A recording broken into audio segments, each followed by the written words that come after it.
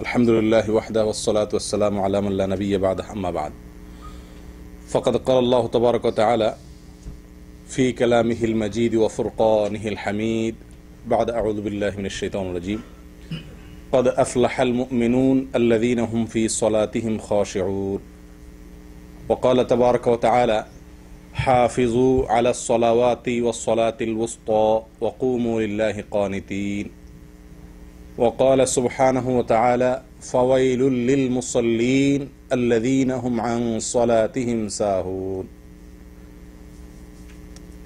وعن أبي هريرة رضي الله تعالى عنه عن النبي صلى الله عليه وسلم أنه قال إن أول ما يحاسب به العبد يوم القيامة من عمله صلاته فإن صلحت فقد أفلح وأنجح وإن فسدت فقد خاب وخسر رواه الترمذي।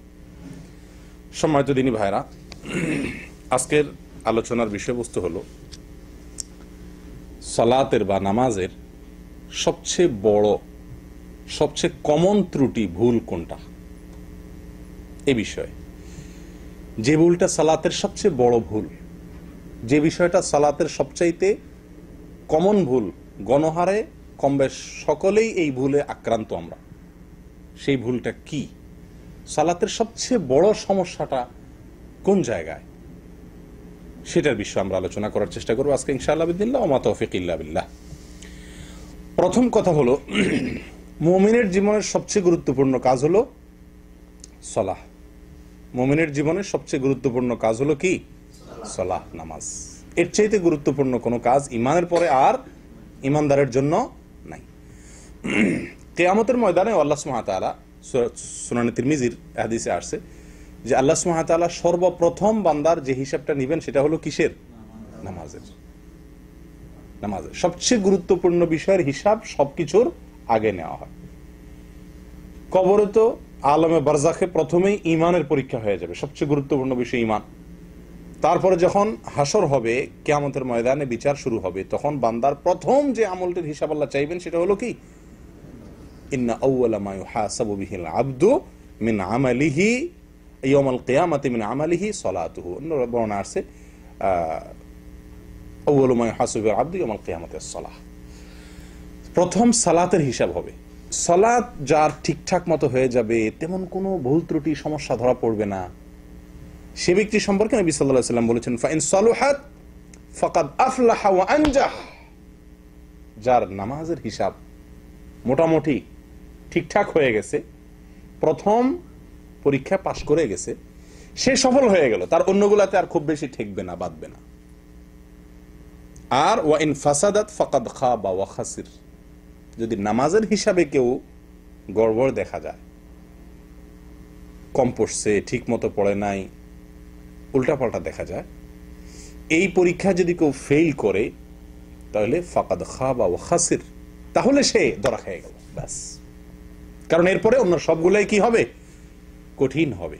যারা পরীক্ষক খাতা দেখেন, তারা ছাত্রদের খাতা দেখার সময় প্রথম যে খাতাগুলো দেখেন, অথবা খাতার প্রথম যে উত্তরগুলো, অ্যান্সারগুলো 1, 2 শুরুতে যেগুলো থাকে, এগুলো যত কড়াকড়ি করে দেখেন, এর পরের গুলো এতটা কড়াকড়ি করে দেখেন না। আল্লাহ সুবহানাহু ওয়া তাআলাও সেরকম। প্রিয় দিনী ভাইরা, এই হলো সালাত সবচেয়ে গুরুত্বপূর্ণ বিষয়, এবং এটা ঠিকঠাক হয়ে গেলে অন্য সবকিছু সহজ হবে, এটুকু আমরা বুঝলাম। কোরআনে আল্লাহ সুবহানাহু ওয়া তাআলা সালাত এর বিষয়ে অনেকগুলো জায়গাতে আলোচনা করেছেন। এর ভিতরে এক জায়গায় আল্লাহ সুবহানাহু ওয়া তাআলা বলেন ইমানদাররা সফল হবে ওই ইমানদাররা যারা তাদের সালাতে খুশু অবলম্বন করে। খুশু কি, তার ব্যাখ্যা আমরা পরে আসছি। অন্য আয়াতে আল্লাহ সুবহানাহু ওয়া তাআলা সূরা বাকারার মধ্যে আল্লাহ বলেন হাফিজু আলাস সালাওয়াতি ওয়াস সালাতিল উসতা ওয়া কুমু লিল্লাহি কানিতিন। তোমরা সমস্ত সালাতগুলোর হেফাজত করো, রক্ষণাবেক্ষণ করো, যথাযথভাবে সালাতগুলো আদায় করো। ওয়া কুমু লিল্লাহি কানিতিন, এবং আল্লাহর জন্য তোমরা দাঁড়াও, দণ্ডায়মান হও, কানিত অবস্থায়, যথাযথভাবে, বিনয়ের সাথে, স্থিরভাবে। প্রিয় দিনী ভাইরা, এই আয়াতগুলো দ্বারা আমরা বুঝলাম যে সালাত আমার জন্য সফলতা বয়ে আনবে যদি সেই সালাতে আমার খুশু থাকে, যদি আমি সালাতের মুহাফাজা করি, যদি আমার কিয়ামটা বিল কুনুত হয়, তাহলে সেই সালাত আমার সফলতা বয়ে আনবে। এর বিপরীতে না হলে সূরা মাউন আল্লাহ বলছেন ফাওয়াইলুল লিল মুসাল্লিন, ওই সালাত আদায়কারী ওই নামাজীদের জন্য ওয়াইল, ধ্বংস, জাহান্নাম নামাজীদের জন্য। কারা? আল্লাযীনা হুম আন সালাতিহিম সাহুন, যারা তাদের নামাজের উপরে উদাসীন, গাফেল, যথাযথভাবে যত্ন নেয় না, তাদের জন্য। এবার আসি আমরা নামাজ আমরা যারা পড়ি, আল্লাহ পড়ার তৌফিক দান করেন 5 ওয়াক্ত আলহামদুলিল্লাহ। আমাদের সালাতের সবচেয়ে বড় সমস্যাটা কি বলেন তো? অমনোযোগিতা। বলেন আপনাদের কারোর মত? সবাই একমত আমার সাথে? নামাজের সবচেয়ে বড় সমস্যা হলো কি? অমনোযোগিতা, অর্থাৎ নামাজের মধ্যে মন থাকে না। আচ্ছা, এতে কোনো সন্দেহ নাই যে এই রোগ আজকে আমাদের সবাইকে পেয়ে বসে আছে। আমরা প্রত্যেকটা লোক নামাজ পড়ি, নামাজে আমাদের মন থাকে না, এতে কোনো সন্দেহ নাই। মন কিভাবে নামাজে স্থির করে ধরে রাখা যাবে, মনের কিভাবে পেরেক মেরে আটকানো যাবে, এই টেনশনে আমরা সব নামাজিরাই অস্থির, ঠিক না? কিন্তু এর চাইতে বড় ভুল যেটা নামাজে মনোযোগ না থাকার চাইতেও বড় ভুল আকারে, গুরুত্বের বিচারে, যে ভুলটার ব্যাপারে আমাদের কারোরই খুব বেশি মাথা ব্যথা নাই। আমরা এক বাক্যে সবাই একমত হয়ে গেলাম যে নামাজের সবচেয়ে বড় ভুল এবং সবচেয়ে কমন ভুল হলো অমনোযোগিতা। আমি স্বীকার করেছি, সন্দেহ নাই যে অমনোযোগিতা একটা ভুল এবং এটা গণহারে সবার ভিতরে কম বেশ আছে। কিন্তু এর চাইতে বড় ভুল যেটা সবার ভিতরে আছে সেটা হলো খুজু না থাকা, মনোযোগ। এটাকে বলা হয় খুশু। আর বাহ্যিক অঙ্গ প্রত্যঙ্গ দিয়ে সালাতের প্রতিটি রোকনকে যথাযথভাবে ধীর স্থিরতার সাথে আদায় করা, এটা হলো খুদু। দুইটা জিনিস আছে সালাতের জন্য, একটা হলো খুশু আর একটা হলো খুদু। আমরা বেশিরভাগ লোক, আমাদের আপত্তি হলো আমাদের সালাতে খুশু নাই, অর্থাৎ মন স্থির থাকছে না। আসলে মন সবসময় স্থির থাকা সম্ভব না। আপনি 2 রাকাত 4 রাকাত সালাত আদায় করবেন, নামাজ পড়বেন এবং এর শুরু থেকে শেষ পর্যন্ত আপনার মন পরিপূর্ণ নামাজেই থাকবে, কোথাও যাবে না, এটা সম্ভব না। মানুষের মন উড়ন্ত পাখির মতো, এটা ধরে সবসময় আটকে রাখা যায় না। অন্যদিকে মন চলে যেতে পারে, এই চলে যাওয়াটা দোষের নয়। দোষের কি? ইচ্ছাকৃতভাবে অন্য চিন্তা, অন্য ধ্যান, অন্য কল্পনা জল্পনা নামাজের মধ্যে করা, আল্লাহর স্মরণ ছাড়া অন্য কথার দুনিয়াবি কোনো চিন্তা করা নামাজের ভিতরে ইচ্ছাকৃতভাবে করা, এটা হলো দোষের। আর আরেকটা হলো ইচ্ছাকৃত আপনি করেন নাই, কিন্তু আপনি অন্যদিকে যে ভুলে মন চলে গেছে সেটার উপর আপনি স্থির আছেন, সরে আসার চেষ্টা করছেন না, মনটাকে আল্লাহর দিকে আনছেন না। ইচ্ছাকৃত যদি আমরা এরকম করি বা কন্টিনিউ যদি আমি এরকম করতে থাকি বা কখনো মনোযোগ আনার চেষ্টাই যদি আমি না করি, তাহলে সেটা হলো আমার নামাজের অবশ্যই একটি গুরুত্বপূর্ণ ভুল। কিন্তু যদি ভুলে কখনো অন্যদিকে মন চলে যায়, তাহলে সেটা সালাতকে নষ্ট করে দেয় না। কথা বুঝে আসছে? নবী সাল্লাল্লাহু আলাইহি সাল্লামের পর্যন্ত, নবী করিম সাল্লাল্লাহু আলাইহি সাল্লামের পর্যন্ত নামাজে অন্যদিকে মন গেছে, হাদিস দ্বারা প্রমাণ পাওয়া যায়। অনেক সময় তিনি নামাজ পড়াচ্ছেন, একদিন তিনি নামাজ পড়াচ্ছেন, কোন এক শিশু বাচ্চার কান্নার আওয়াজ তিনি শুনতে পাইছেন নামাজের মধ্যে, ইমামতি করছেন ওই অবস্থায়। তখন তিনি কি করলেন? বাচ্চার কান্না এত বেশি মাত্রায় হচ্ছে যে মনে হচ্ছে বাচ্চা খুব কষ্টে আছে, হয়তো তার বাবা বা মা উভয়ে তারা কি করছেন, মসজিদের জামাতে শামিল হয়ে গেছেন। তখন নবী করিম সাল্লাল্লাহু আলাইহি সাল্লাম ওই বাচ্চার কান্নার আওয়াজ শুনে তাড়াতাড়ি করে নামাজ সংক্ষেপ করে দিলেন। সংক্ষেপ করে নামাজ শেষে বললেন যে কার বাচ্চা সে যায় যেন ধরে। তাহলে এখান থেকে কি বুঝলাম? নামাজের ভিতরে অন্য কোনো দিকে মন যেতে পারে, যেতে পারে। ইচ্ছাকৃত চিন্তা করা, জল্পনা করা ভুল, বা সেটাকে কন্টিনিউ করাটা ভুল, কিন্তু যেতে পারে। কথা বুঝে আসছে প্রিয় দিনী ভাইরা? কিন্তু একটি হাদিসেও নবী করিম সাল্লাল্লাহু আলাইহি সাল্লামের জীবনের কোন অংশে কোন সাহাবীর বক্তব্য থেকে পাওয়া যায় না যে তার নামাজে তিনি রুকু, সেজদা, কেয়াম, কেরাত, বৈঠক, এই যে কাজগুলো নামাজের, এই আমলগুলো, নামাজের মূল কাজগুলো বা কোনো কাজ তাড়াহুড়া করে শেষ করেছেন, হ্যাঁ, খুব হুলস্থুল করে শেষ করেছেন, দ্রুত শেষ করে ফেলেছেন, এরকম কোন হাদিস পাওয়া যায় না। আমার কথা কি বুঝতে পারছেন? নামাজের ভেতরে মন অন্যদিকে গেছে এটা পাওয়া যায়, কিন্তু নামাজের মধ্যে নামাজের যে বাহিরের অংশ অর্থাৎ খুদু, এটা নষ্ট হয়েছে কখনো, এরকম কোন হাদিস নবী করিম সাল্লাল্লাহু আলাইহি ওয়াসাল্লামের জীবনে পাওয়া যায় না। তার মানে কি? নামাজের মনোযোগ ধরে রাখা যত বেশি গুরুত্বপূর্ণ, তার চাইতে অনেক বেশি গুরুত্বপূর্ণ বিষয় হলো, এর চাইতে অনেক বেশি গুরুত্বপূর্ণ বিষয় হলো কি? নামাজের মধ্যে নামাজের বাহ্যিক যে অঙ্গ প্রত্যঙ্গ, নামাজের বাহ্যিক যে আপনার রোকনগুলো আছে, ওয়াজিবগুলো আছে, সুন্নতগুলো আছে, এগুলো যথাযথভাবে, সুন্দরভাবে, সঠিকভাবে আদায় করা, এটা ওর চাইতে বেশি গুরুত্বপূর্ণ, ওর চাইতে বেশি জরুরি। প্রিয়দিনী ভাইরা, কারণ আপনারা অনেকেই হয়তো জানেন, নামাজের রোকনগুলো, নামাজের আমলগুলো যথাযথভাবে করা, সঠিকভাবে করা, এটা ওলামায়ে কেরামের, বহু ওলামায়ে কেরামের মতে এটা ফরজ, এটা রোকন। আমাদের দেশের ওলামায়ে কেরাম তথা আবু হানিফা রাহিমাহুল্লাহর দৃষ্টিতে এটা ওয়াজিব। ওয়াজিব আর ফরজ খুব বেশি একটা বেশ কম না। ওয়াজিব মানেও আবশ্যক, ফরজ মানেও জরুরি, খুব বেশি বেশ কম নাই। যাই হোক, প্রিয়দিনী ভাইরা, এই যে সালাত এবং এই সালাতের ধীরস্থিরতা, খুজু, আস্তে আস্তে রুকু, আস্তে আস্তে সিজদা, আস্তে আস্তে দাঁড়ানো, ধীরে ধীরে কেরাত পড়া, এই কাজগুলোকে ধীর স্থিরতার সাথে করা, এটা আজ সোনার হরিণ হয়ে গেছে। কি বলেন আপনারা? মসজিদে মুসল্লিরা এত দ্রুত নামাজ পড়ে। আমি ব্যক্তিগতভাবে আমার একটা চারিত্রিক দোষ আছে, স্বভাবগত একটা ত্রুটি আছে, সেটা হলো আমি খুব তাড়াহুড়া স্বভাবের মানুষ। কাজ করি তাড়াহুড়া করি, কথা বলি তাড়াহুড়া করি। আমি 2 মিনিটে যে কথা বলি, অনেকে 5 মিনিটে সে কথা বলতে পারে না।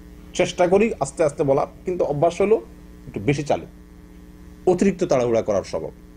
তো আমি চিন্তা করলাম যে আমার মতো তড়িৎ স্বভাবের লোক মসজিদে আমি খেয়াল করে দেখছি যে আমি 2 রাকাত নামাজ পড়তে পড়তে অনেকের 2 রাকাত শেষ হইয়া বাইরে হয়ে যায় মানুষ। মসজিদের 80% লোক খালি হয়ে যায় আমার 2 রাকাত সালাম ফেরানোর আগে। আমি যে খুব ধীরে ধীরে পড়ি তা তো না, আমিও তো এ রোগের রোগী কম বেশ, আল্লাহ মাফ করেন, কিন্তু অন্যরা দেখি আমার চাইতে আরো বড় রোগী।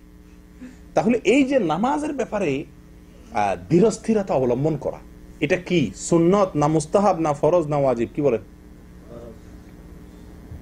জরুরি না করলে ভালো, না করলে নেই? আমার কথা কি বুঝতে পারছেন?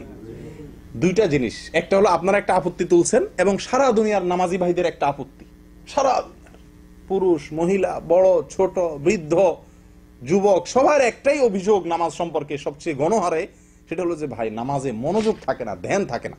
আমরা এটা নিয়ে সবচেয়ে বেশি টেনশন করি। অথচ নামাজে মনোযোগ যদি কোনো দিকে চলে যায়, পৃথিবীর কোনো আলেমের মতে নামাজ হবে না এরকম না। হ্যাঁ, আপনার মোটেই মন নাই, নিয়তি নামাজের দিকে নাই, অন্য কোনো ধান্দা, সেটা ভিন্ন কথা। কিন্তু নামাজের মধ্যে অন্য কোনো দিকে হঠাৎ করে মন চলে গেছে, অন্য কথা মাথা চলে আসছে, আপনি আবার ফিরে নামাজের দিকে মনকে নিয়ে আসছেন, আপনার নামাজ হবে না এরকম কোনো কথা পৃথিবীর কোনো আলেম বলেন না। কিন্তু আপনার রুকুটা ঠিক মতো হয় নাই, আপনার সেজদাটা ঠিক মতো হয় নাই, সেজদা থেকে উঠাটা ঠিক মতো হয় নাই, রুকু থেকে দাঁড়ানোটা ঠিক মতো হয় নাই, সারা দুনিয়ার ওলামাদের মতে আপনার সালাত হয় নাই। আমি কি বুঝাতে পারছি? তাহলে সালাতের যেই ভুলটা আমাদের সবাইর হয়, অথচ এটা নিয়ে আমাদের তেমন কোনো মাথা ব্যথা নাই, এটা নিয়ে আমাদের কেন টেনশন? সবাই ওই মনোযোগ নিয়ে আসি, ঠিক আছে আপনি মনোযোগের চেষ্টা করেন, কিন্তু আপনি যেই ভুলটা হলে নামাজই হবে না, বাতিল হয়ে যাবে, সেই ভুলটা আমাদের ভিতরে অহরহ হচ্ছে। এ বিষয়ে আমাদের সাবধান হওয়া দরকার কি দরকার না বলেন?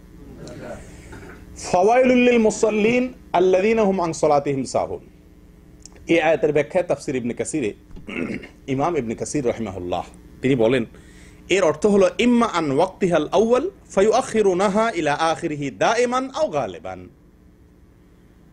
ওয়া ইম্মা আন আদাইহা বিআরকানিহা ওয়া শুরুতিহা আলাল ওয়াজহিল মা'মুরি বিহি। অর্থাৎ আল্লাহ বলছেন ওই সকল নামাজিদের জন্য ওয়াইল, বেনামাজি না। বেনামাজি তো হিসাবের খাতাই নাই, আল্লাহ মাফ করে করতে ঠিকানাই জাহান্নাম, ইল্লা মান রাহিমা রব্বি। নামাজি ব্যক্তি যারা, এদের ভিতরে যারা নামাজের ভিতরে গাফলতি করে, যাদের নামাজের ভিতরে উদাসীনতা আছে, মনোযোগ নাই এবং দেহযোগ নাই, মনোযোগ নাই দেহযোগ নাই, সঠিকভাবে সালাত আদায় করে না, গাফলতি করে, এক কথায় সালাতের বিষয়ে অযত্নশীল যারা, এই লোকগুলোর জন্য ওয়েল, জাহান্নাম, ধ্বংস। তাফসীর ইবনে কাসির বলেছে এর মানে হলো দুই ভাবে অমনোযোগের কথা হতে পারে। এক হলো দেরি করে সালাত আদায় করে, সব সময় ফজরের সালাত 7টা বাজে উঠা পড়ে, অথবা টাইমের ভিতরেই পড়ে কিন্তু একদম শেষ ওয়াক্তে পড়ে, অবহেলা করে। অথবা এর অর্থ এটাও হতে পারে যে সাহুন বলতে উদ্দেশ্য হলো সালাতের পরে গাফলতির বলতে উদ্দেশ্য হলো সালাতের যে রোকন, যে ওয়াজিব আছে, এগুলোকে যেভাবে করা দরকার সেভাবে করে না, সেই ব্যক্তির জন্য ওয়াজিব। আচ্ছা, আপনাদেরকে একটা প্রশ্ন করি। আপনারা তো সবাই কম বেশ জানেন আল্লাহ তাআলা কোরআনে কারিমে সালাত কায়েমের কথা বলেছেন প্রায় সব জায়গায়। এক দু জায়গায় বলেছেন ফাসাল্লি লিরাব্বিকা ওয়ানহার ইত্যাদি, দুই এক জায়গাতে বলছেন সালাত আদায় করো। বেশিরভাগ জায়গাতে আল্লাহ তাআলা বলেছেন আকিমিস সালাহ অথবা আকিমুস সালাহ, না, সালাত কায়েম করো। কায়েম করো মানে কি, কে বলতে পারবেন? সালাত পড়া, আল্লাহ সুবহানাহু ওয়া তাআলা বলেছেন আকিমুস সালাহ, তোমরা সালাত কায়েম করো, নাকি?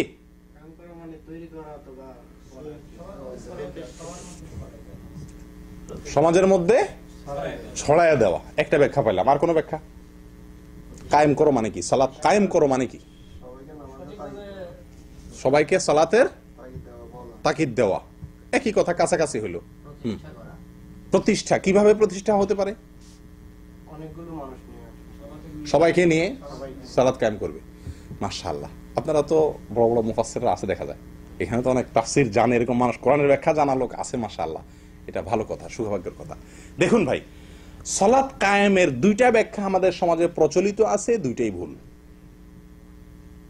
এর একটা হলো, অনেকে মনে করেন সালাত কায়েম করা বলতে যেটা ভাই বলছেন যে সবাইকে নিয়ে ডেকে ডুকে সালাত পড়তে হবে, একা একা না। এটা কায়েমের একটা অংশ, ঠিক আছে, এটা কায়েমের মূল ব্যাখ্যা না। আবার অনেকে বলেন সালাত কায়েম বলতে অর্ডার দিয়ে সামাজিকভাবে, রাষ্ট্রীয়ভাবে এটাকে প্রতিষ্ঠা করতে হবে, শুধু একা একা পড়লে হবে না। এটাও ভুল। ভুল বলতে এটা কায়েমের একটা পার্ট, একটা অংশ। কায়েম বলতে এই ব্যাখ্যা কোন তাফসিরের কিতাবে আসেনি। তাফসিরে বাইদাবী পৃথিবীর কোরআনের ব্যাখ্যার নামকরা তাফসির কিতাবগুলোর ভিতরে একটা, যেটা ওলামা একরাম বুঝেন বেশিরভাগ। কোরআনের নিগুড় অনেক তত্ত্ব সেখানে তুলে ধরা হয়েছে। সেখানে একেবারে সূরা বাকারার প্রথম দিকে আল্লাহ সুবহানাহু ওয়া তাআলা যে বলেছেন যে কোরআন কাদের জন্য হেদায়েত দিবে, আল্লাযীনা ইয়ুকিমুনাস সালাহ, এই আয়াতের ব্যাখ্যায় তাফসীরে বাইদাবীতে ইকামাতুস সালাহ বা সালাত কায়েমের ৬-৭টা ব্যাখ্যা উল্লেখ করেছেন। ৬-৭টা ব্যাখ্যা। এই যে ৬-৭টা ব্যাখ্যা উল্লেখ করেছেন, বিশ্বাস করবেন তার সবগুলো ব্যাখ্যার খোলাসা কথা প্রায় একই। সেটা কি? সালাত কায়েম করা বলতে উদ্দেশ্য হলো আয় আদা উহা বিহুকুকিহা, সালাতের সমস্ত হক আদায় করে সালাত আদায় করা। সকল হক সালাতের যেটা যেভাবে হওয়া দরকার ঠিক সেটাকে, রুকুটা যেমন হওয়া উচিত, সেজদাটা যেমন হওয়ার কথা, দাঁড়ানোটা নবী সাল্লাল্লাহু আলাইহি ওয়াসাল্লাম যেভাবে দাঁড়িয়েছেন, দাঁড়াতে বলেছেন সেভাবে, এভাবে প্রত্যেকটা গুরুত্বপূর্ণ রুকন, ওয়াজিব, এগুলো সব যেভাবে হওয়া দরকার সেভাবে আদায় করা, এটাই হলো ইকামাতুস সালাহ, এটাই হলো সালাত কায়েম করা। কথা বুঝতে পারছেন? সালাত কায়েম করা বলতে যেভাবে সালাত পড়া দরকার সেভাবে পড়া। আমি কি বুঝাতে পারছি? কিন্তু দুঃখজনক যে আমরা এই সালাত কায়েমের অর্থ কিন্তু অনেকে জানি না। অনেকে সালাত পড়ি, আল্লাহ বলছেন সালাত কায়েম করতে, এটাও জানি, কিন্তু সালাত কায়েম করার যে অর্থ এটা আমরা অনেকেই জানি না। কি বলেন? আপনারা তো অনেকে মনে আজকে শুনছেন, কি বলেন না? সালাত কায়েম করা বলতে কি বলেন? সালাত কায়েম করা বলতে কি, কাকে বোঝায়? সালাত কায়েম করা মানে কি? সালাতকে যথাযথভাবে যেইভাবে পড়া দরকার সেইভাবে পড়া, সবগুলো অঙ্গ প্রত্যঙ্গ, সালাতের প্রতিটি পার্ট, অংশ যথাযোগ্যভাবে যেরকম ভাবে করা উচিত, কোরআন হাদিসে যেভাবে বলতে করতে বলা হয়েছে সেইভাবে করা, এটা হলো সালাত কায়েম করা। কথা বুঝে আসছে? তাহলে অনেকে নামাজ পড়েন কিন্তু নামাজ কায়েম করেন এরকম লোকের সংখ্যা খুব কম। প্রিয়দিনী ভাইরা, আমাদের দেশে বিশেষ করে পুরুষদের চাইতে, পুরুষদের মধ্যে তো এই সমস্যা আছেই, আমার ব্যক্তিগত দৃষ্টিভঙ্গি হলো আমাদের মা বোনদের ভিতরে এই রোগটা অনেক বেশি প্রকট। তাড়াহুড়া করে নামাজ পড়া। আপনাদের বাসা বাড়িগুলোতে আপনারা লক্ষ্য করছেন কিনা যায় না, আমি ছোটবেলা থেকে যত মহিলাদের নামাজ দেখার সুযোগ হয়েছে দেখছি, বেশিরভাগ ক্ষেত্রেই বিশেষ করে বাসা বাড়িতে যখন পড়ে রুকু সেজদাগুলো বিদ্যুতের গতিতে দেয় তারা। এই রুকুতে উঠতে দেরি, আপনার নামতে যাইতে দেরি, উঠতে দেরি নাই, উঠতে দেরি নামতে দেরি নেই, হুলস্থুল করে পড়ে। আল্লাহ মাফ করুক, আমাদের পুরুষদের ভিতরে এই রোগের রোগী অনেকেই আছেন। এ সম্পর্কে নবী করিম সাল্লাল্লাহু আলাইহি ওয়াসাল্লামের একটা হাদিস আমাদের সবারই জানা থাকা দরকার, সহিহ বুখারীর হাদিস। তিনি বলেছেন, সল্লু কামা রাআইতুমুনি উসাল্লি, তোমরা আমাকে যেভাবে নামাজ পড়তে দেখছো সেভাবে নামাজ পড়ো। নামাজ আমাকে যেভাবে পড়তে দেখছো সেভাবে নামাজ পড়ো। এটা নির্দেশ তার, এটা নির্দেশ, তার পদ্ধতিতে নামাজ পড়া জরুরি। আম্মা জান আয়েশা রাদিয়াল্লাহু তাআলা আনহা, সহিহ মুসলিমের এক হাদিসে আসছে, তিনি নবী করিম সাল্লাল্লাহু আলাইহি ওয়াসাল্লামের নামাজ কেমন ছিল তার একটা বিবরণ দিতে গিয়ে তিনি বলেন, ওয়া ইযা রাফআ রা'সাহু মিনার রুকু' লাম ইয়াসজুদ হাত্তা ইয়াস্তাবিয়া কাইমা। নবী সাল্লাল্লাহু আলাইহি ওয়াসাল্লাম রুকু থেকে যখন উঠতেন, রুকু থেকে যখন মাথা উঠাতেন, তখন যতক্ষণ পর্যন্ত তিনি সোজা হয়ে না দাঁড়াতেন, একেবারে স্টিল সোজা হয়ে না দাঁড়াতেন, ততক্ষণ পর্যন্ত সেজদায় যেতেন না। রুকু থেকে যখন উঠতেন তিনি একেবারে সোজা হয়ে টান টান হয়ে দাঁড়ানোর আগ পর্যন্ত তিনি কি করতেন না? সেজদায় যেতেন না। এবং ওয়াকানা ইযা রাফা রা'সাহু মিনাস সিজদাহ লাম ইয়াসজুদ হাত্তা ইয়াস্তাওয়িয়া জালিসা। যখন সেজদা থেকে উঠে তিনি বসতেন, সেজদা থেকে মাথা উঠায় বসতেন, টান টান সোজা হয়ে বসার আগ পর্যন্ত আবার সেজদায় যেতেন না। প্রিয় ভাইরা, আমরা কয়জন ভাই আমাদের নামাজগুলো এভাবে করি?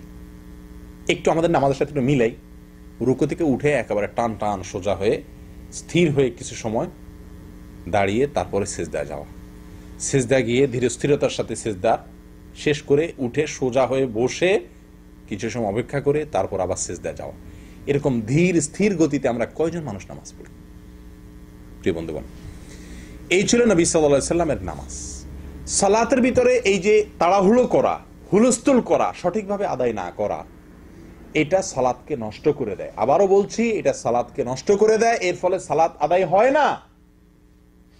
আপনি সূরা ফাতিহা না পড়লে যেরকম নামাজ হয় না, কেউ যদি রুকু একটা না দেয় নামাজ হবে?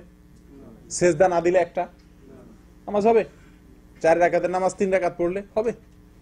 ঠিক একইভাবে কেউ সব ঠিক করছে, 4 রাকাতই পড়ছে, রুকু একটাই দিছে, সেজদা 2টাই দিছে, সূরা ফাতিহাও পড়ছে, সবই ঠিক আছে তার, কিন্তু লোকটা রুকু সেজদা উঠা বসা প্রত্যেকটা আমলে তাড়াহুড়ো করছে।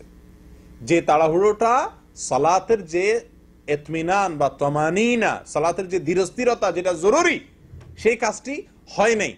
কি বলেন, এই লোকটা সালাত হইছে না হয় নাই? হবে না, কারণ সে সালাতের জরুরি একটি আমল ছেড়ে দিছে, তামানিনা, ধীরস্থিরতা। প্রিয় বন্ধুগণ, এ সম্পর্কে মৌলিক 2টি হাদিস আছে যেটি আমাদের অনেকেরই আশা করতে পারি আমরা হয়তো আগে শুনছি, আবারও নতুন করে শুনলে হয়তো আমাদের বিবেকগুলোকে নতুন করে ভাবতে সাহায্য করবে। মৌলিকভাবে 2টি হাদিস, এর ভিতরে একটি হাদিস হলো মুসনাদে আহমদের এবং আরো অন্য হাদিসের কিতাবে আসছে। আবু কাতাদা রাদিয়াল্লাহু তাআলা আনহু বলেছেন, নবী করিম সাল্লাল্লাহু আলাইহি ওয়াসাল্লাম ইরশাদ করেছেন, আসওয়া আন-নাসি সারিকাতান আল্লাযী ইয়াসরিকু মিন সালাতিহি। মানুষের মধ্যে সবচেয়ে নিকৃষ্ট চোর ওই ব্যক্তি যে ব্যক্তি তার নামাজে চুরি করে, নামাজ চুরি করে যে ব্যক্তি। আপনারা তো জীবনে বহু চোরের কথা শুনছেন, টাকা চোর, পয়সা চোর, স্বর্ণ চোর, গরু চোর, হাঁস চোর, মুরগি চোর, এই যত রকমের চোরের কথা শুনছেন দুনিয়াতে, এর ভিতরে সবচাইতে নিকৃষ্টতম চোর, নবী সাল্লাল্লাহু আলাইহি ওয়াসাল্লামের ভাষা সবচাইতে খারাপ চোর, চোরদের মধ্যে সবচেয়ে খারাপ চোর, গরু চোরের চাইতেও খারাপ কে? যে নামাজে চুরি করে। সাহাবীগণ জিজ্ঞাসা করলেন, ক্বালু ইয়া রাসূলুল্লাহ ওয়া কাইফা ইয়াসরিকু মিন সালাতিহি, মানুষ কিভাবে তার নামাজে চুরি করে, নামাজ চুরি কিভাবে করে, নামাজ চুরি করার জিনিস নাকি, টাকা পয়সা চুরি, স্বর্ণ চুরি, গরু চুরি, হাঁস চুরি, মুরগি চুরি, এগুলো তো বুঝে আসে, নিয়ে গেল। নামাজের চুরি কিভাবে জিজ্ঞাসা করা হলো। নবী সাল্লাল্লাহু আলাইহি ওয়াসাল্লাম বলেন, নামাজের চুরি হলো লা ইয়াতিম্মু রুকুআহা ওয়ালা সুজুদাহা, নামাজের চুরি হলো রুকু ঠিক মতো করে না, সেজদা ঠিক মতো করে না, এটা হলো নামাজের চুরি। অন্য বর্ণনা আসছে, অথবা রাবী বলেন সন্দেহ করতেছেন, অথবা তিনি বলেছেন লা ইউকিমু সুলবাহু মিনার রুকুই ওয়াস সুজুদি, রুকু থেকে উঠে, সেজদা থেকে উঠে পিঠ সোজা করে দাঁড়ায় না, বসে না, এটা হলো নামাজের চুরি। প্রিয় বন্ধুগণ, এই হাদিস থেকে কি বুঝলাম? চুরি একটা খারাপ কাজ, একটা হারাম কাজ। চুরির ভিতরে আবার সবচেয়ে খারাপ চুরি বানাইছেন নবী করিম সাল্লাল্লাহু আলাইহি ওয়াসাল্লাম, সবচেয়ে খারাপ চুরি বলে অভিহিত করেছেন যে ব্যক্তি নামাজের মধ্যে রুকু সেজদা ঠিক মতো করে না, ওই ব্যক্তিকে সবচেয়ে খারাপ চোর বলা হয়েছে তাকে। প্রিয় বন্ধুগণ, তাহলে আমরা মোটামুটি বহু লোকই মনে হয় এই চোরের খাতা নাম উঠে যাবে এই কারণে। কি বলেন? আপনি হাঁস চুরি করেন না, মুরগি চুরি করেন না, ডিম চুরি করেন না, চাল চুরি করেন না, গম চুরি করেন না, ধান চুরি করেন না, পয়সা চুরি করেন না, মাশাআল্লাহ আপনি কোনো কিছুই চুরি করেন না, আলহামদুলিল্লাহ আপনার একটা ভালো চরিত্র আছে, কিন্তু আপনি বড় চোর। কোনো কিছু চুরি না করেও বড় চোরের খাতায় আপনার নাম লেখা আছে, কারণ আপনি রুকু ঠিক মতো করছেন না, সেজদা ঠিক মতো করছেন না।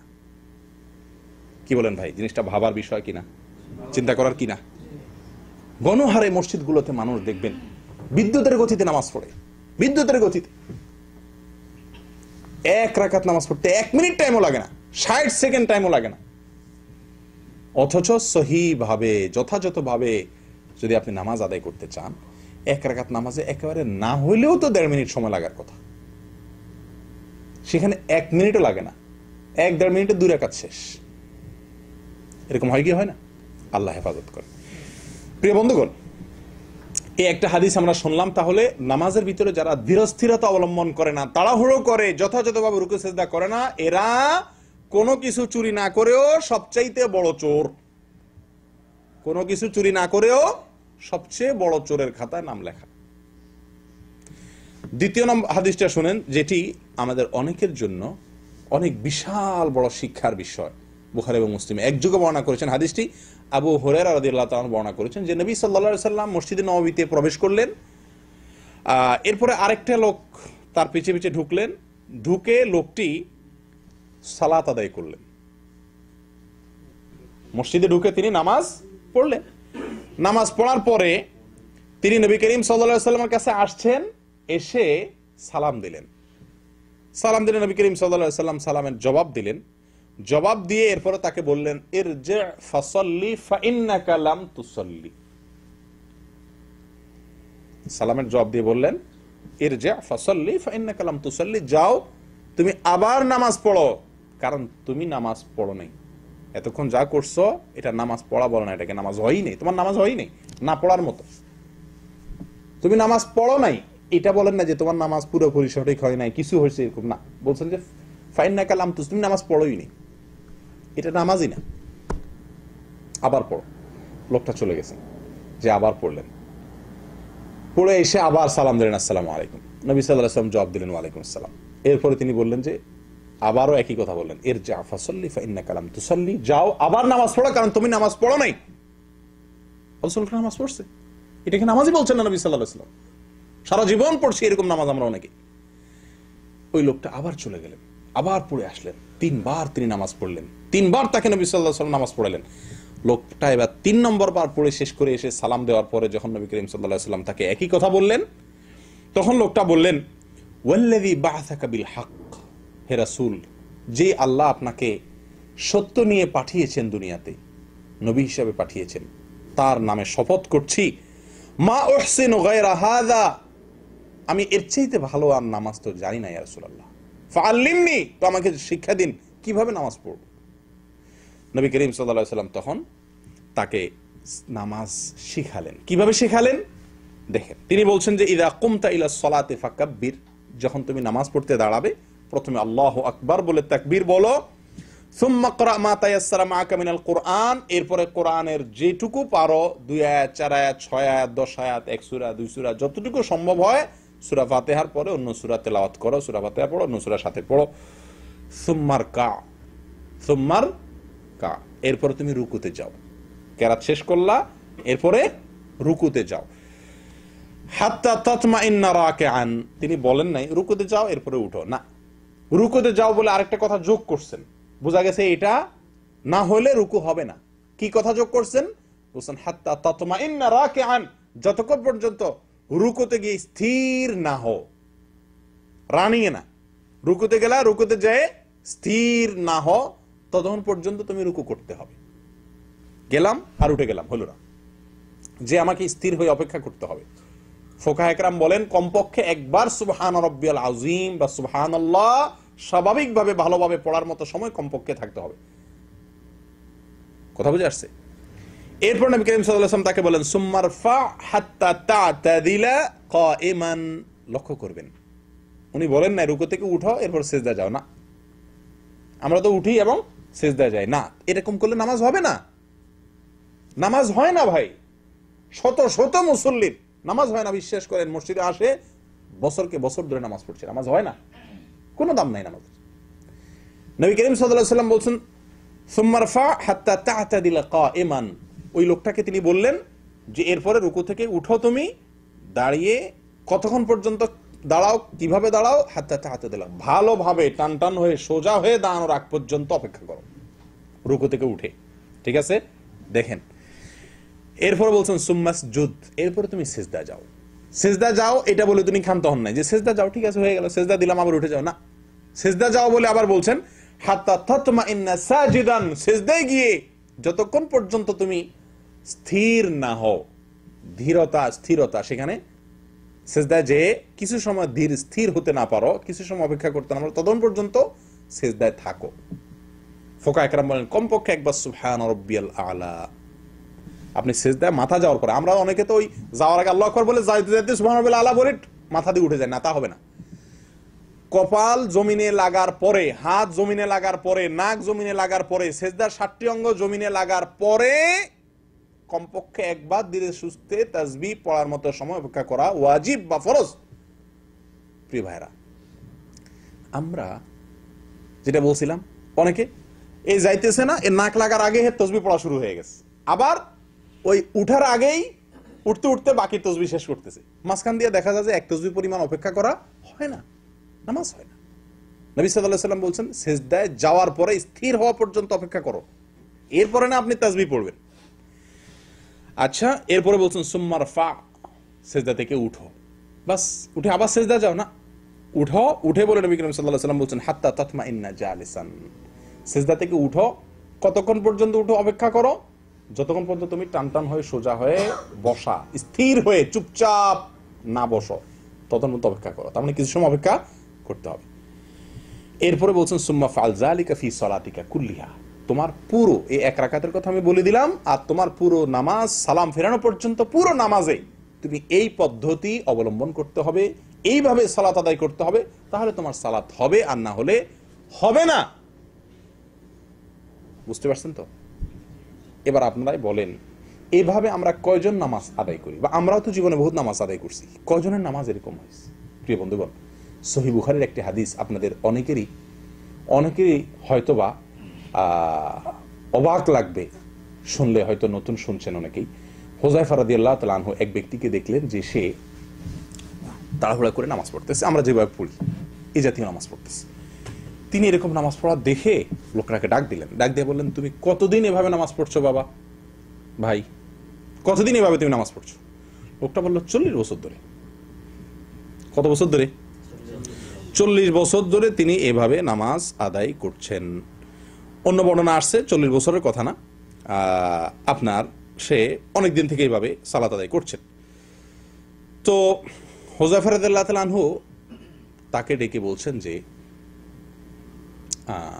ভাই, লাউ মুত্তা আলা গায়রি ফিতরাতিল্লাতী ফাতারাল্লাহু মুহাম্মাদান সাল্লাল্লাহু আলাইহি ওয়াসাল্লাম আলাইহা, তুমি যদি এই নামাজ নিয়ে মরো, যেভাবে নামাজ পড়তেছো, এই যদি সারা জীবনের নামাজ হয় তোমার, আর এই নামাজ নিয়ে তুমি কবরে যাও, মরো, তো মনে রাখবে মুহাম্মদ সাল্লাল্লাহু আলাইহি ওয়াসাল্লামের ধর্মের উপরে তোমার মৃত্যু হলো না, মুসলমান হয়ে মরতে পারলা না, সারা জীবন নামাজ পড়ছো।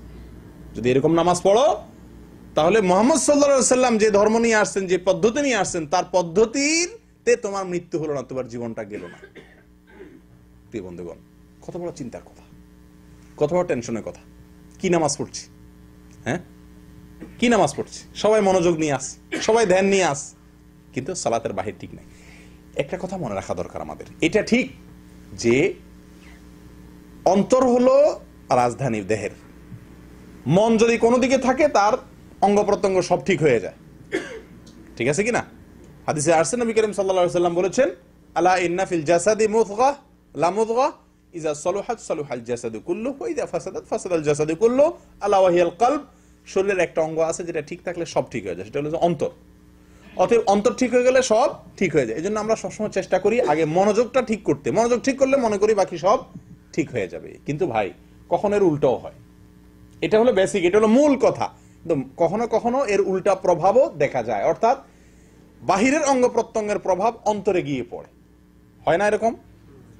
আপনি যদি আঘাত পান হাতে, ব্যথা পান পায়ে, মাথায়, অন্তরে ব্যথা অনুভব হবে কিনা, দুঃখ অনুভব হবে কিনা? বাহিরের প্রভাব অনেক সময় ভেতরে পড়ে। আমি আমার ব্যক্তিগত জীবনের একটি পরীক্ষা অভিজ্ঞতা থেকে আমি আপনাদেরকে বলছি এবং অনুরোধ করছি, আহ্বান জানাচ্ছি, যারা নামাজে মনোযোগ ধরে রাখতে পারেন না, যাদের নামাজের ধ্যান থাকে না, অন্যদিকে মন চলে যায়, আল্লাহর কথা মনে আসেই না, নামাজের কথা মনেই থাকে না, অন্য কথা চলে যায়। আল্লাহর কসম, আমি নিজে পরীক্ষিত আমার নিজের জন্য। আপনাদেরকে আমি আহ্বান করছি, এটা আপনারা পরীক্ষা করে দেখুন। আপনি যদি নামাজের আরকান, আহকাম, উঠা বসা, রুকু, সিজদা এগুলাতে ধীরস্থিরতা অবলম্বন করেন, খুব ধীরে ধীরে করা যে জরুরি, এই হাদিসগুলোকে মাথায় রেখে আপনি এভাবে ধীরস্থিরতার সাথে আপনি নামাজ আদায় করেন, ইনশাআল্লাহ আপনার নামাজে মনোযোগ আসবে। আপনি 2 রাকাত নামাজ পড়ে দেখেন, পরীক্ষামূলক 2 রাকাত নফল নামাজ পড়ে দেখেন, বা কালকে ফজর নামাজে ইনশাআল্লাহ পড়ে দেখেন যে খুব ধীরস্থিরতাতে হাত বেঁধে একেবারে আস্তে আস্তে সূরা ফাতিহা পড়লেন, হ্যাঁ, এরপর আপনার অন্য সূরা মিলালেন, খুব ধীরস্থিরতা, হুলস্থুল করবেন না, মাথা রাখবেন, হুলস্থুল করলে নামাজ হবে না, সেটা মাথায় রেখে খুব আস্তে আস্তে পড়লেন। সূরা ফাতিহা শেষ না করতে করতে ওয়ালা দাল্লিন আমিন কইয়া ওই কুল আউযু বিরাব্বিন নাস মালিকিন নাস ইলাহিন নাস মিন শাররিল ওয়াসওয়াসিল খান্নাস আল্লাযী ইউওয়াসওয়িসু ফি সুদুরিন নাস কইতে কইতে আবার রুকু চলে গেলেন না, দাঁড়ায়া নাস বলা শেষ, কিছুক্ষণ থামেন, এরপরে বলেন আল্লাহু আকবার, আস্তে আস্তে রুকুতে যান। রুকুতে যাইতে যাইতে সুবহানাল্লাহ লাজম শুরু করেন না, রুকুতে যায় মাথাটা পিঠটা সমান করেন। আপনার যদি মাথা পুরোপুরি, পিঠ যদি পুরোপুরি না ঝুঁকে, নামাজ হবে না, হাদিস স্পষ্ট বলা আছে। পুরোপুরি রুকুতে একদম পিঠ মাথা দুইটাকে সমান দিয়ে পুরোপুরি রুকুতে গিয়ে এরকম, অনেকে এতটুক যায় না, এতটুক না, পুরোপুরি রুকুতে যান, এরপরে শুরু করেন সুবহান রাব্বিয়াল আযীম, সুবহান রাব্বিয়াল আযীম, সুবহান রাব্বিয়াল আযীম, আমার মহান রব, মহান পালনকর্তা পবিত্র, 3 বার বলেন। এরপরে সামি আল্লাহু লিমান হামিদা আস্তে আস্তে বলে উঠে দাঁড়ান, একদম সোজা হয়ে দাঁড়ান, 2 সেকেন্ড অপেক্ষা করেন, এরপরে আল্লাহু আকবার বলে রুকুতে যান। রুকুতে গিয়ে মাথা, নাক, হাত, হাঁটু সব মাটিতে রাখার পরে এবার শুরু করেন সুবহান রাব্বিয়াল আলা। ওই যেতে যেতে শুরু করেন না, কথা বুঝতে পারছেন? আমরা চিন্তা করি যে টাইমটা নষ্ট করে লাভ কি, যেতে যেতেই শুরু করি, না, ওইটা পড়ার সময় তো সেজদার পরে, সেজদার তাসবিহ তো সেজদায় গিয়ে পড়তে হবে, রুকু তাসবিহ তো রুকুতে গিয়ে পড়তে হবে, আপনি পথে পড়লে তো হবে না। আমার কথা কি বুঝতে পারছেন? এই জন্য রুকুতে যান, সব অঙ্গগুলা, নাক, হাত, কপাল সব মাটিতে লেগে গেছে, এবার শুরু করেন সুবহান রাব্বিয়াল আলা, আস্তে আস্তে ধীরে ধীরে সুবহান রাব্বিয়াল আলা, সুবহান রাব্বিয়াল আলা 3 বার পড়ে এরপর আল্লাহু আকবার বলে সোজা হয়ে বসেন, একদম টান টান হয়ে। কিছু সময় অপেক্ষা করেন, 2 সেকেন্ড, 1 সেকেন্ড, অন্তত ওলামা ইকরাম বলেন, ফুকাহা ইকরাম বলেন, কমপক্ষে একবার সুবহানাল্লাহ বলার মতো সময় দিয়ে অপেক্ষা করেন, নামাজ হবে না। আপনি রুকু থেকে উঠে যদি সাথে সাথে যান, ওয়াল্লাহি নামাজ হবে না, এবং সারা দুনিয়া ওলামাদের মতে আপনি নামাজের ওয়াজিব তরক করেছেন বা ফরজ তরক করেছেন মতান্তরে। আর রুকু থেকেও যদি একইভাবে রুকু থেকে উঠেই সাথে সাথে চলে গেলেন, নামাজ হবে না, উঠে আপনাকে সোজা হয়ে দাঁড়াতে হবে। এবার আপনারা বলেন, এইভাবে যদি 2 রাকাত সালাত আদায় করা যায়, আপনি পরীক্ষা করে দেখেন, আপনার মন নামাজে দেখবেন অন্য কোনো দিকে যাচ্ছে না। কারণ আমি আমার রুকুর ঠিক করার ধান্দায় আছি, আমি আমার সেজদা হচ্ছে কিনা সেই চিন্তায় আছি, তাহলে তো আমার অন্যদিকে মন যাওয়ার সুযোগই নেই। আমার কথা বুঝতে পারছেন? ইনশাআল্লাহ যদি সালাতের এই আরকান আহকামগুলোকে, খুজুরটাকে ঠিক করেন, ইনশাআল্লাহ খুশু ঠিক হয়ে যাবে। ভাই, অন্তর মানুষের হাতে সবসময় থাকে না, মানুষ চাইলেও মনটাকে সবসময় ধরে রাখতে পারে না, কিন্তু মানুষ যেটা পারে সেটা কি, এই রুকুগুলো ঠিক মতো করতে পারে, সিজদাগুলো আমরা ঠিক মতো করতে পারি নাকি? এটা আমাদের কন্ট্রোলে কিনা? 100%। আমার অঙ্গ প্রত্যঙ্গগুলো পুরোপুরি আমার কন্ট্রোলে, অন্তরটা সবসময় আমার নিয়ন্ত্রণে থাকে না। আপনার যেটা নিজের নিয়ন্ত্রণে আছে, আপনার যেটা সাধ্যের মধ্যে আছে সেটুকু আপনি করেন ইনশাআল্লাহ। যেটা আপনার সাধ্যে নাই, আল্লাহ সুবহানাহু ওয়া তাআলা সেটা ঠিক করে দিবেন। কথা বুঝে আসছে? করবেন তো ইনশাআল্লাহ? আল্লাহ আমাদেরকে তৌফিক দান করেন। প্রিয় দিনী ভাইরা, আনাস রাদিয়াল্লাহু তাআলা আনহু বর্ণনা করেন, সহিহ বুখারী মুসলিমের হাদিস, নবী সাল্লাল্লাহু আলাইহি সাল্লাম ইরশাদ করেছেন, আতিমুর রুকু ওয়াস সুজুদ, তোমরা রুকু এবং সিজদাগুলোকে ইতমাম করো, পরিপূর্ণ করো। রুকু সিজদাকে পরিপূর্ণ করো। রুকু পরিপূর্ণ করা মানে হলো ভালোভাবে পিঠ মাথা সোজা হয়, এত বেশি ঝুঁকতে হবে, হালকা ঝুঁকলে হবে না, পরিপূর্ণ ঝুঁকতে হবে। ঝুঁকেই শুধু না, ঝুঁকার পরে তাসবিহ পড়তে হবে ধীরে স্থিরতার সাথে, এরপরে উঠে সোজা হয়ে দাঁড়ায়, একদম টান টান হয়ে সোজা দাঁড়ায় অপেক্ষা করতে হবে কিছু সময়, এরপর আপনি সিজদা যাবেন। এটা বলে রুকু ঠিক করা। সিজদাও একইভাবে। এটা করার জন্য নবী করিম সাল্লাল্লাহু আলাইহি ওয়াসাল্লাম নির্দেশ দিয়েছেন। ইবনে মাজার এক হাদিসে আসছে, নবী সাল্লাল্লাহু আলাইহি ওয়াসাল্লাম বলেছেন, ইয়া মাশাআল মুসলিমিন, ইয়া মাশাআল মুসলিমিন, ও মুসলিমরা শুনে রাখো, লা সালাতা লিমান লা ইউকিমু সুলবাহু ফির রুকু'i ওয়াস সুজুদ। হাদিসটি সহিহ। নবী সাল্লাল্লাহু আলাইহি ওয়াসাল্লাম বলেন, ও মুসলিমরা, ও মুসলমানরা, যে ব্যক্তি নামাজের মধ্যে রুকুতে তার পিঠ সোজা না করে, পিঠ মাথা সোজা না করে, অর্থাৎ ভালো করে না ঝুঁকে, এরকম থাকলে তার সোজা হলো না। এবং সেজদায় গিয়ে যে ব্যক্তি পিঠ মাথা সোজা না করে, সঠিকভাবে রুকু এবং সেজদা না করে, ওই ব্যক্তির সালাত হয় না, নবী করিম সাল্লাল্লাহু আলাইহি ওয়াসাল্লাম বলছেন। প্রিয় দিনী ভাইরা, আবু হুরায়রা রাদিয়াল্লাহু তাআলা আনহু বলেন, আমারনি রাসূলুল্লাহ সাল্লাল্লাহু আলাইহি ওয়াসাল্লাম বিসালাস ওয়া নাহানি আন সালাস, আমাকে নবী করিম সাল্লাল্লাহু আলাইহি ওয়াসাল্লাম তিনটা কাজের ব্যাপারে বিশেষ নির্দেশ দিয়েছেন, আর তিনটা কাজ থেকে বিশেষভাবে নিষেধ করেছেন। যে তিনটা কাজের জন্য বিশেষভাবে নির্দেশ দিয়েছেন তার ভিতরে একটা হলো একটা ওয়ানাহানি, তিনটা কাজ থেকে তিনি নিষেধ করেছেন, যে সেই নিষিদ্ধ কাজগুলোর ভিতরে একটা হলো নাহানি আন্নাকরাতিন কানাকরাতিদ দিক, মুরগির ঠোকরের মতো যেন আমি ঠোকর না দেই নামাজে। মুরগির ঠোকর বুঝুন তো? মুরগির ঠোকর তো আর আমাদের বোঝানোর দরকার নেই, আমাদের দেশের মানুষ আমরা সবাই জানি আলহামদুলিল্লাহ মুরগির ঠোকর। এই মুরগির ঠোকরের মতো নামাজ যেন না হয়, রুকু সেজদা উঠা বসা, হ্যাঁ, ফটাফট দ্রুত, এটা যেন না করি। নবী করিম সাল্লাল্লাহু আলাইহি ওয়াসাল্লাম আমাকে স্পষ্ট আলাদাভাবে নিষেধ করেছেন। কে বলছেন? আবু হুরায়রা রাদিয়াল্লাহু তাআলা আনহু। তালক ইবনে আলী আল হানাফি রাদিয়াল্লাহু তাআলা আনহু বলেন, নবী করিম সাল্লাল্লাহু আলাইহি ওয়াসাল্লাম বলেছেন, লা ইয়ানজুরুল্লাহু আযজা ওয়া জাল ইলা সালাতি আবদিন লা ইউকিমু ফিহা সুলবাহু বাইনা রুকুইহা ওয়া সুজুদিহা। রাওয়াহু আহমদ। মুসনাদ আহমদের হাদিস। নবী সাল্লাল্লাহু আলাইহি ওয়াসাল্লাম বলেছেন, ওই ব্যক্তির দিকে, ওই ব্যক্তির নামাজের দিকে আল্লাহ তাকায়াও দেখবেন না, চেয়েও দেখবেন না, তাকায়াও দেখবেন না আল্লাহ সুবহানাহু ওয়া তাআলা ওই ব্যক্তির নামাজের দিকে, যে ব্যক্তি রুকু থেকে সোজা হয়ে না দাঁড়ায়, সিজদা থেকে উঠে সোজা হয়ে না বসে, কিছুক্ষণ অপেক্ষা না করে উঠেই আবার চলে যায়, এই ব্যক্তির দিকে আল্লাহ সুবহানাহু ওয়া তাআলা তাকাবেন না। প্রিয় বন্ধুগণ, এখান থেকে আমাদের কিছুটা বোঝা গেছে যে নামাজের সবচেয়ে বড় ভুল, যেটা কারণে নামাজ হবে না, এই ভুলটা আমাদের সবার ভিতরে কম বেশ আছে কি নাই বলেন? আছে কি নাই? আমাদের মা বোনদেরকে আমাদের শিক্ষা দেওয়া আমাদের কর্তব্য। মা বোনদেরকে জানাই দিবেন তো ইনশাআল্লাহ, সবাইকে শিখাই দিবেন, যে আজকে যারা শিখলেন, যারা শুনলেন, যারা জানলেন, যে ভাইরা বোনেরা জানেন নাই, শুনেন নাই, তাদেরকে সচেতন করা আপনাদের কর্তব্য। তাদেরকে জানিয়ে দিবেন, নবী সাল্লাল্লাহু আলাইহি ওয়াসাল্লাম বলেছেন ওই ব্যক্তির নামাজ হবে না, লা সালাতা বলেছেন। কোন ব্যক্তির? যে ব্যক্তি লা ইয়াতিমু, যে ব্যক্তি লা ইউকিমু ফিহা সুলবাহু বাইনা রুকুইহা ওয়া সুজুদিহা, রুকু সিজদার মাঝখানে, অর্থাৎ রুকু সিজদার পরে অথবা ভেতরে, যে ব্যক্তি পিঠ সোজা না করে, অর্থাৎ ধীরস্থিরতা অবলম্বন না করে। তাহলে নামাজের খুশু, অন্তরের স্থিরতা, এটা খুবই গুরুত্বপূর্ণ বিষয়, এতে কোনো সন্দেহ নাই। কিন্তু প্রিয় বন্ধুগণ, এর চাইতে বেশি গুরুত্বপূর্ণ বিষয় হলো নামাজের খুজু বা বাহ্যিক অঙ্গ প্রত্যঙ্গগুলোকে, বাহ্যিক আমলগুলোকে ধীরে স্থিরে আস্তে আস্তে করা, অপেক্ষা করে করে করা। আমি আবারও বলছি, খুজু দুনিয়ার কোনো ফিকাহবিদ, দুনিয়ার কোনো আলেম বলেন না খুশু এটা নামাজের রোকন, ফরজ, ওয়াজিব, এটা মুস্তাহাব, জরুরি।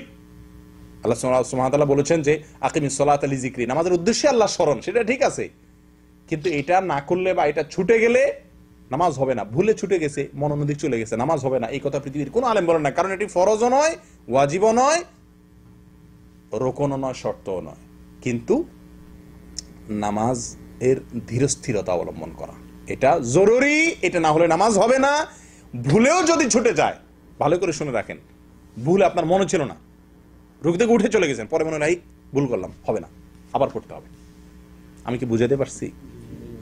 আল্লাহ সুবহানাহু ওয়া তাআলা আমাদের সকলকে নামাজের এই সবচাইতে বড় ভুল, সবচাইতে গণভুল, সবচাইতে কমন ভুল, যে ভুলটা আমাদের সবাইয়ের হয়, সকলের হয়, সেই ভুলটা থেকে আল্লাহ তাআলা আমাদেরকে সংশোধন করার তৌফিক দান করেন।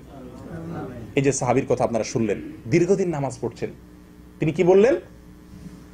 যে তুমি যদি এই নামাজ নিয়ে দুনিয়া থেকে যাও, তাহলে মুহাম্মদ সাল্লাল্লাহু আলাইহি সাল্লামের ধর্ম নিয়ে যেতে পারলা না, মুহাম্মদ সাল্লাল্লাহু আলাইহি সাল্লামের দিন নিয়ে তুমি মরতে পারলা না। চিন্তা করে দেখেন। তাহলে এখন প্রশ্ন ওঠে যে আমরা সারা জীবন যে করছি, ভুল করছি, এটার কি হবে? তাহলে কি এগুলো নামাজ আবার পড়তে হবে কিনা? প্রশ্ন আসে কিনা? এটা প্রশ্ন আসে কিনা? ইবনুল কাইয়িম রাহিমাহুল্লাহ বলেছেন, ইবনে উসাইমিন রাহিমাহুল্লাহ একই কথা বলেছেন।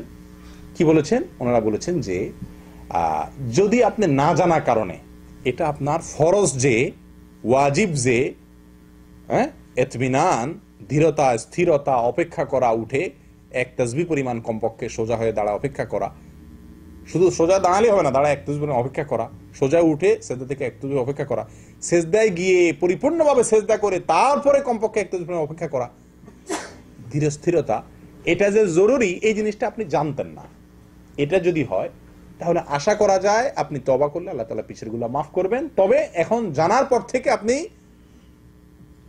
আর যদি ভুল হয় তাহলে আপনার এটা মাফ নাই। আমি কি বুঝাতে পারছি?